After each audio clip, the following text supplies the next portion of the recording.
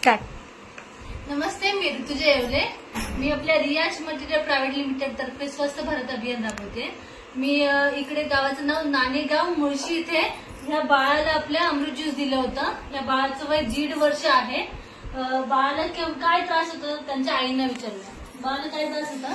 मानाचा त्रास होता। मान मी पहिले बघा अशी पकडीच नव्हती। आता या औषधाने भरपूर फरक पडला। तिला उभी पण राहते आणि तिची हालचाल मोमेंट जरा कमी होते, ते पण जरा आता फास्ट झालेले आहेत तिचे।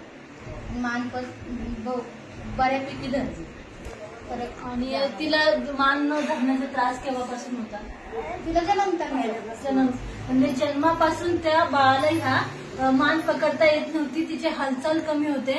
अमृत ज्यूसची एक बॉटल पण संपली नाहीये। 15 दिवस झाले, महिना झालाय बाळाला आपण अमृत ज्यूस देतोय। तर बाळाला बऱ्यापैकी फरक पडलाय। त्याची हालचाल बाळाची बऱ्यापैकी वाढली आहे आणि ती थोडी मान पण पकडायला लागली आहे, असं तिच्या आईचं म्हणणं आहे। ती जेवण पण करत नव्हती, म्हणजे खात नव्हती व्यवस्थित, ती आता खाते पण आहे।